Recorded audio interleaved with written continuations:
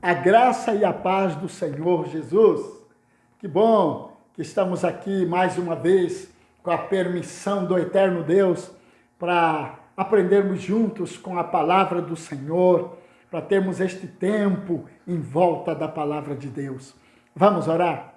Senhor Jesus, a tua palavra ela edifica, ela consola, ela exorta. Ô Senhor Jesus, usa esta palavra que o Senhor ministrou ao meu coração, a ministrar ao coração dos irmãos e a nos tornar mais parecidos com o Senhor. Esta é a nossa oração para a glória do seu nome. Amém. Amados irmãos, hoje eu quero compartilhar com você o Salmo de número 15. Salmo 15. O título do sermão de hoje é A Pergunta, a Resposta e a Promessa. A pergunta, a resposta e a promessa. Ok? Vamos então ao Salmo de número 15. Quem, Senhor, habitará no teu tabernáculo? Quem há de morar no teu santo monte? O que vive com integridade e pratica a justiça, e de coração fala a verdade.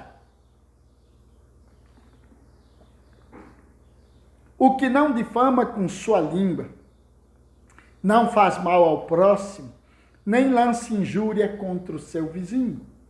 O que a seus olhos tem por desprezível ao réprobo, mas honra aos que temem ao Senhor. O que jura com dano próprio e não se retrata. O que não empresta o seu dinheiro com usura, nem aceita suborno contra o inocente. Quem deste modo procede, não será jamais abalado. Aleluia! Este é o Salmo de número 15, e eu gostaria de compartilhar com você hoje sobre este retrato do homem espiritual. O Salmo 15 é um retrato do homem espiritual. O Salmo descreve o tipo de pessoa que está em condições de ser hóspede de Deus. Que coisa boa, né? E as exigências para esse hóspede aproximar-se de Deus. A estrutura deste salmo é simples. Este salmo está estruturado numa pergunta, respostas e uma promessa final. Então, por isso o título do sermão, né? A pergunta, a resposta e a promessa. Vamos então à pergunta. Em primeiro lugar, a pergunta. Você observa no versículo 1 a pergunta: quem, Senhor, habitará no teu tabernáculo? Quem há de morar no teu santo monte? Está aí a pergunta no versículo 1. O nome santo, né? O salmista usa aqui o nome Senhor, nome de Deus, Senhor. O nome santo, Senhor, este nome que traz a característica de que Deus é a pessoa alta. É a pessoa, ou seja, artigo definido, não há nenhum outro alto, sublime, que habita no alto e sublime trono, não é? Então, é disto que começamos a tratar aqui quando o salmista diz: Senhor. Quem? Senhor. Quem, Senhor? Deus é alto, sublime. Deus é majestoso. Deus é glorioso. Deus é santo, santo, santo. Deus é o único que é santo, santo, santo. O salmista medita, então, quando ele traz o nome Senhor, ele está meditando sobre a natureza de Deus. Deus é santo. Deus é separado de absolutamente tudo. Deus é separado de absolutamente qualquer comparação. Deus é absolutamente inigualável. Ele está falando da natureza de Deus. Deus é esta pessoa digna de toda reverência, de toda adoração. Por isso ele diz, Senhor, o nome santo. Mas, ao fazer a pergunta, ele fala sobre o nome santo, pensando e trazendo à sua mente a natureza de Deus. Também ele fala sobre o tabernáculo santo, o nome santo e o tabernáculo santo. Quem, Senhor, habitará no teu tabernáculo? O tabernáculo santo. O salmista está se referindo à santa habitação de Deus. É verdade que está também em foco aqui aquele tabernáculo que foi levantado no deserto e que mais tarde foi trazido para a terra prometida. É verdade. Mas o salmista está falando sobre o tabernáculo santo. Quem habitará no teu tabernáculo? O tabernáculo santo, né? O salmista certamente quer saber de Deus as condições exigidas por ele para a sua hospitalidade em seu tabernáculo eterno. O salmista está querendo saber, Deus, quais são as condições para alguém habitar no teu santo tabernáculo. Quais são as condições exigidas pelo Senhor para habitarmos aí, ou para nos hospedarmos aí nesse seu tabernáculo eterno? Ele está querendo saber quais são as condições. Então, o salmista fala sobre o nome santo, fala sobre o tabernáculo santo, mas ele também traz uma outra figura aqui, o Monte Santo. Nome santo, tabernáculo santo, Monte Santo. O Monte Sião, onde está a cidade santa. É verdade que o Monte Sião, onde está Jerusalém terrestre, lá tem o Monte Sião. Ele estava também se referindo a este monte, mas ele falava algo muito mais sublime. O salmista levanta uma questão aqui. Quem é digno de ser cidadão de Sião? Quem é digno de ser cidadão da cidade de Deus? Ele está falando de algo sublime, de algo eterno. É disto. Ele está fazendo um questionamento a respeito da eternidade. Então ele fala, quem é digno de ser cidadão de Sião? Quem é digno de ser cidadão da tua cidade, ó Deus? O salmista não está se referindo apenas a Jerusalém terrestre, onde está o Monte Sião. Não.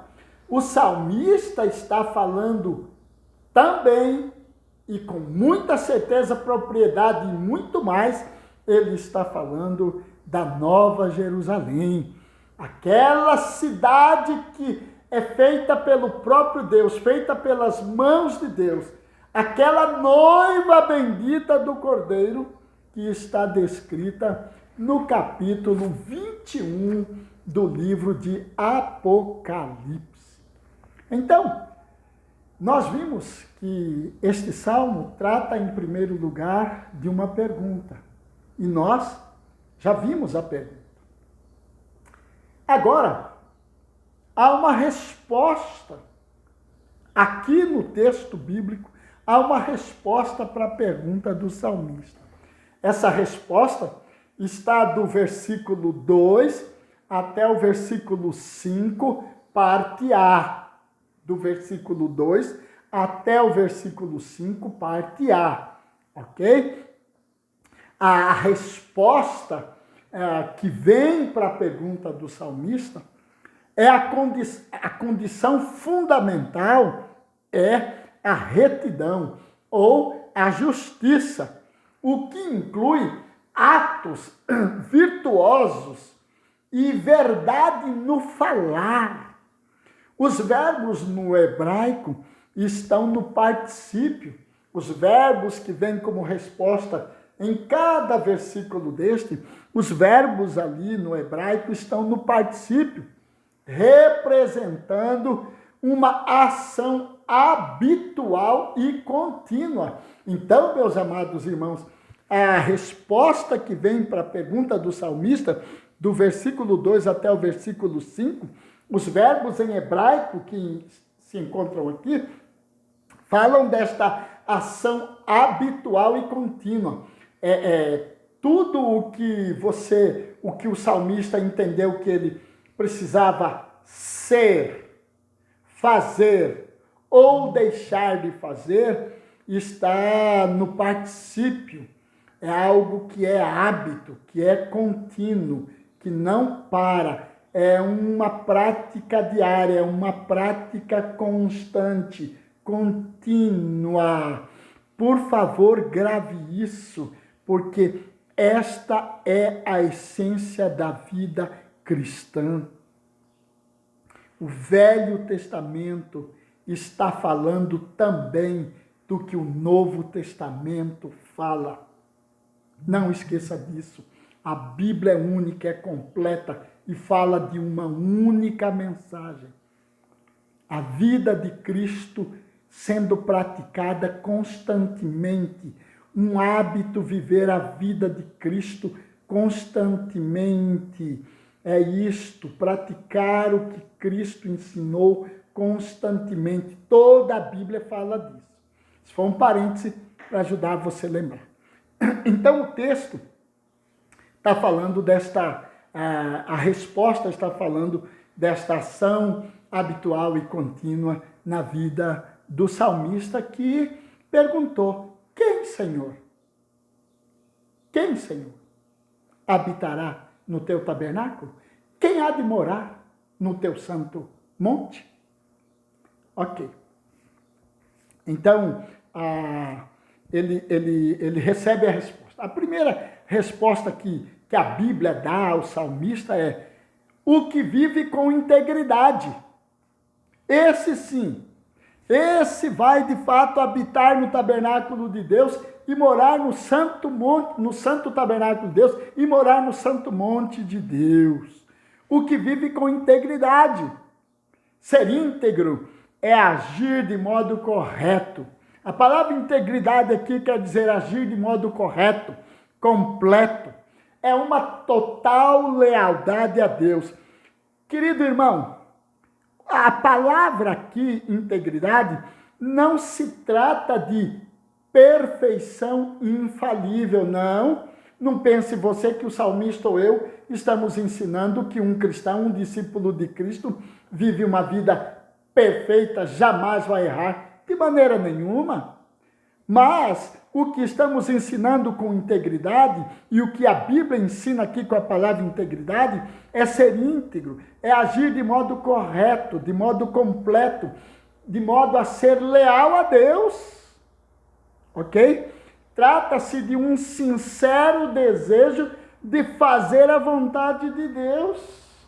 Ninguém está ensinando sobre ser perfeito como Deus é perfeito, não. O salmista não está ensinando isso. A palavra integridade aqui, o que vive com integridade, é aquele que vive com um sincero desejo de fazer a vontade de Deus.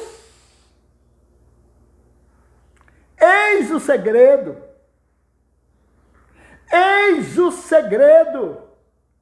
Integridade é um sincero desejo de fazer a vontade de Deus. Ele diz que quem vai habitar no tabernáculo e morar no santo monte é o que vive com integridade. Segundo, o que pratica a justiça. Está aqui outra parte da resposta. Pratica a justiça. não somente fala sobre a retidão da virtude, mas sobre a retidão e sobre virtudes, mas pratica aquilo que fala, pratica aquilo que ensina, pratica a justiça, pratica atos virtuosos, pratica atos corretos, pratica o que está aprendendo com as Sagradas Escrituras. Pratica a justiça. Terceira resposta é que quem vai habitar ali, morar ali, é aquele que de coração fala a verdade. Aquele que de coração fala a verdade. Mesmo seus pensamentos não sendo revelados, lá no seu coração, seus pensamentos são sinceros e verdadeiros. Não é preciso ele ficar falando sobre ele, sobre o que ele pensa, sobre o que ele crê, sobre o que ele acha. Não é preciso. Mas aquilo que ele fala, aquilo que ele externa, é porque lá no seu íntimo, isso é sincero, isso é verdadeiro. Então, que fala a verdade tem que ver com o que falou, já está no íntimo. O que falou faz parte do íntimo. O íntimo, os pensamentos íntimos são sinceros e verdadeiros. Por isso que sai aqui na fala.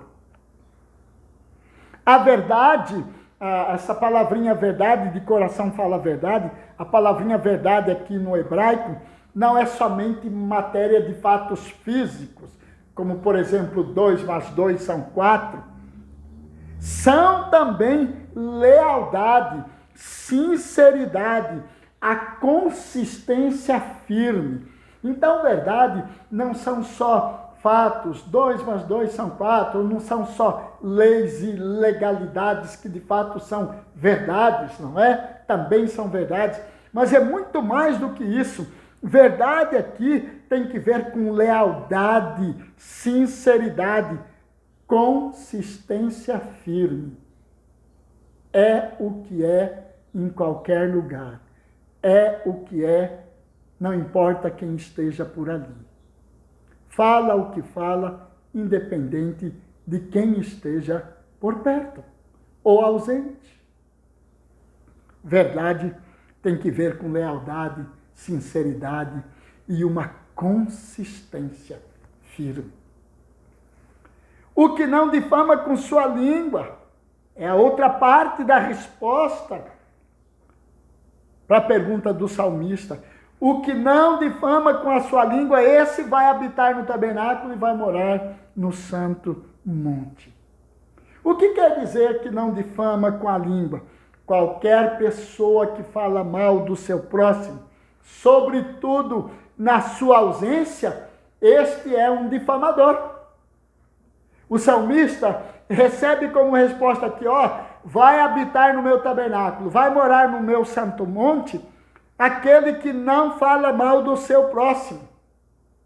Especialmente quando o próximo está ausente. Não é verdade? Então ele está falando disso. Este é o difamador, aquele que fala mal do seu próximo, sobretudo na ausência do próximo. Esse é um difamador. Fala mal do próximo na sua ausência. Difamador. Precisamos aprender, não é verdade?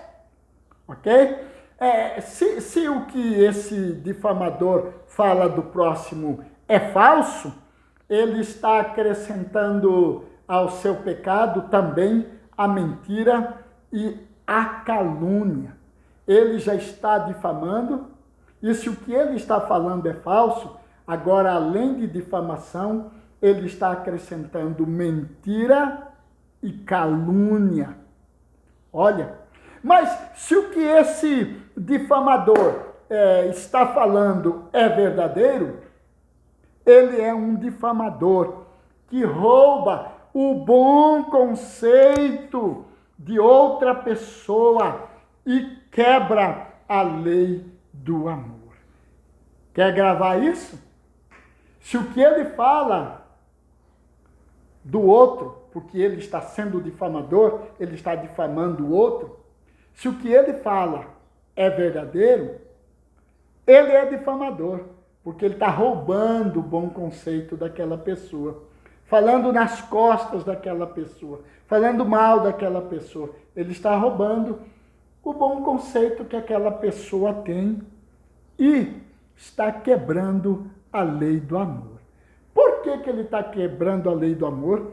Porque as Escrituras Sagradas ensinam que se o seu irmão está errado, se aquele está errado, você deve ter com ele, falar com ele, exortá-lo e ajudá-lo. Se você está difamando, você está roubando o bom conceito que ele tem com as outras pessoas e quebrando a lei do amor. Ele diz ainda como resposta, aquele que vai morar, que vai habitar no tabernáculo de Deus e morar no santo monte, é aquele que não faz mal ao próximo. A palavra próximo aqui significa amigo ou companheiro. Amigo ou companheiro. A palavra próximo aqui significa amigo ou companheiro. Está em foco a maldade especial em fazer danos contra aqueles que mais confiam em nós. Está em foco aqui fazer danos contra aquelas pessoas que nós mais gostamos delas ou que elas gostam mais de nós.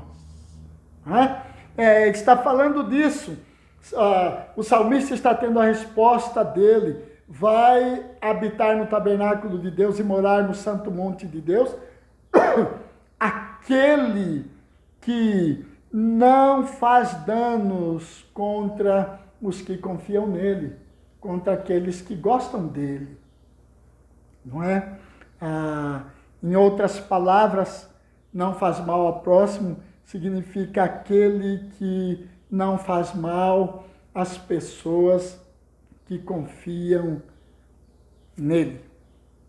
Ele diz também, nem lança injúria contra o seu vizinho, não leva as conversas sobre a vida alheia pela vizinhança afora, a fim de envergonhar o vizinho.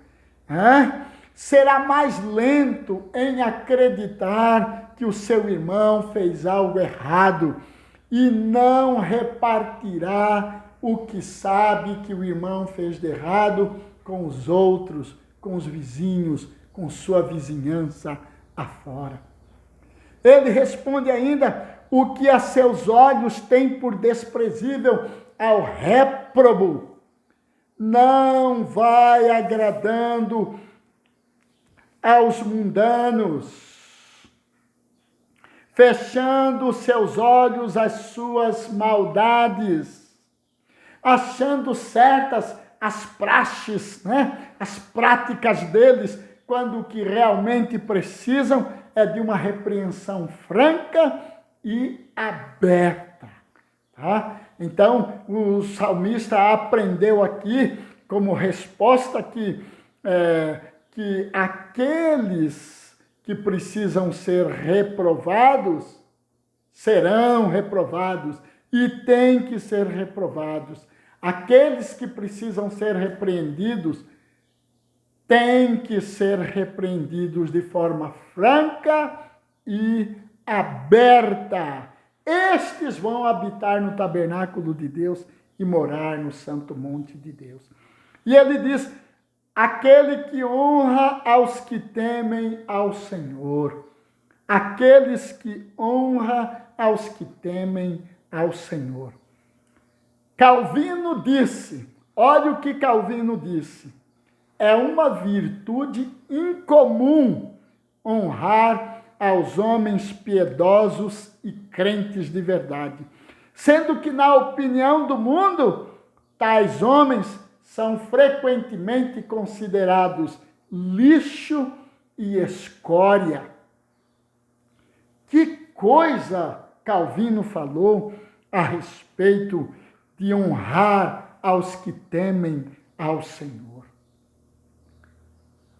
Nós vemos hoje, na igreja, é incomum, ou seja, não é comum, honrar os homens piedosos, os homens santos, os homens que querem viver santamente. Não é comum honrar, não. Nós estamos vendo isso dentro das igrejas. Não é comum honrar os homens piedosos. Pelo contrário, assim como o mundo consideram os homens piedosos e santos como lixo, uma escória, nós vemos também hoje, eu estou alarmado, mas é uma verdade, nós vemos dentro das igrejas que ser santo, piedoso, querer viver em santidade, querer as coisas santas e certas, dentro das igrejas, é incomum honrar tais homens. Calvino disse isso. Ele tem como resposta que o que jura com dano próprio e não se retrata, este vai habitar no tabernáculo e morar no santo monte. Aquele que quando faz uma promessa e depois percebe que aquela promessa que fez vai acarretar um prejuízo, ainda assim cumpre a promessa. Aquele que faz a promessa e descobriu que vai ter um prejuízo por causa da promessa que fez, mas ainda assim cumpre a promessa, esse vai habitar no tabernáculo santo e morar no Monte Santo. Ele diz ainda, o que não empresta seu dinheiro com usura.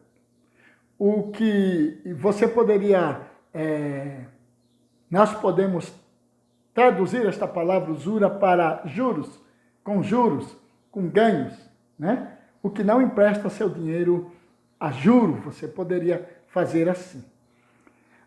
O que o salmista está querendo dizer, sendo que nós vivemos, por exemplo, nós vivemos numa cultura em que os bancos, lei, é legal. Banco, por exemplo, empresta a você um dinheiro e você devolve o dinheiro ao banco com juros. Isso é uma prática legal. Na época do salmista, era uma prática legal o judeu emprestar dinheiro para um estrangeiro com juros. Era uma prática legal. Ele só não podia emprestar dinheiro a juros para um outro judeu. Isso era ilegal. Mas era uma prática legal. Então, o que o salmista... Que resposta é esta que o salmista está tendo, o que não empresta seu dinheiro com usura? Usura aqui trata-se do método ilegal de submeter o devedor a taxas ou prestações além do acordado no contrato. Aqui, usura significa método ilegal de submeter o devedor a taxas ou prestações além do acordado no contrato. É disto que ele está falando. Ele diz assim, quem vai habitar no meu tabernáculo e morar no meu santo monte é aquele que não aceita suborno contra o inocente. Ou seja, aquele que recusa qualquer suborno, ou como testemunha, ou como juiz. Aquele que, sendo uma testemunha, não aceita suborno contra o inocente. Aquele que, sendo juiz, não aceita suborno contra o inocente. Este vai habitar no tabernáculo santo e vai morar no santo monte de Deus. O contrário disto era um costume no Oriente na época do salmista. Leia os profetas e você vai ver repetidos vezes vários profetas falando sobre isso, sobre este pecado de emprestar e depois colocar taxas absurdas e prestações absurdas fora do contratado, a fim de escravizar as pessoas ou de aceitar suborno contra pessoas inocentes. Isso é condenado nos profetas. Você vai ler os profetas e você vai perceber isso. Nós temos aqui então a promessa. Nós vimos que há uma pergunta, vimos as respostas e agora a promessa. Qual é a promessa? A promessa é bem simples. É bem simples e bem curtinha. Quem deste modo procede, jamais será abalado. Não é aquele que lê sobre este modo de vida. Não é aquele que ouve falar deste modo de vida. Porque muita gente lê sobre este modo de vida que falamos até agora aqui como a resposta. Muita gente lê, muita gente sabe, porque lê, está bem instruído, não é? Não é aquele que ouve falar sobre o assunto. Muita gente ouve grandes pregadores, ouve maravilhosas mensagens, ouve este, ouve aquele, ouve muito. Não é aquele que lê, não é aquele que ouve muito. A palavra de Deus está nos dizendo que é aquele que vive o que lê. É aquele que pratica o que ensina. Esse jamais será abalado. Conclusão. O Salmo 15 está estruturado em 3 bases: a pergunta, a resposta e a promessa. Aplicação. Como discípulos do Senhor, como eleitos que somos, quais são as questões que ocupam o nosso coração?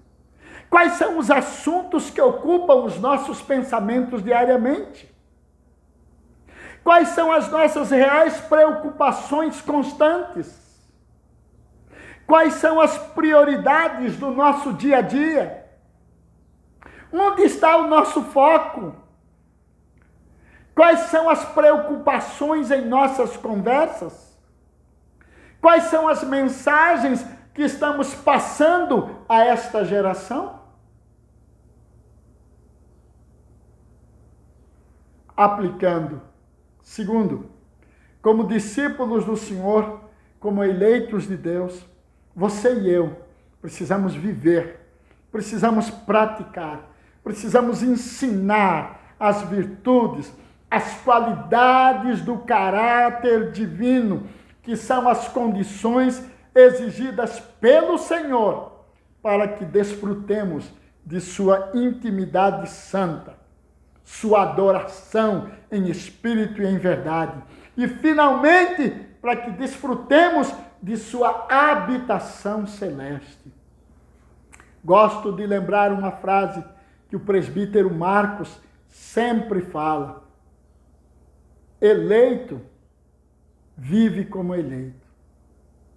Eleito pratica os ensinos daquele que o elegeu. Eleito vive como eleito, santo, de acordo com a santa palavra de Deus. Aplicando. Como discípulos do Senhor, eleitos e fiéis, você e eu, se procedermos do modo estabelecido por Deus em sua palavra, jamais seremos abalados. Eu vou repetir. Como discípulos do Senhor, eleitos e fiéis, você e eu, se procedermos do modo estabelecido por Deus em sua palavra, promessa, jamais seremos abalados. Vamos orar? Senhor nosso Deus, nosso Pai, no nome de Jesus, o teu Filho, agradecemos por tua palavra. Maravilhoso Espírito Santo, ajuda-me e ajuda os eleitos, os filhos do Senhor, a cumprirem e a cumprirmos com as exigências estabelecidas pelo Senhor, a fim de que sejamos seus hóspedes. Habitemos no teu santo tabernáculo e moremos no teu santo monte, por causa da tua santidade e da tua glória. Oramos e suplicamos em nome de Jesus. E que o amor de Deus nosso Pai, a graça maravilhosa de Jesus Cristo, a comunhão e as consolações do Espírito Santo sejam sobre você, sobre sua vida, sobre a igreja do Senhor e sobre toda a igreja de Deus por toda a terra, hoje e sempre. Amém.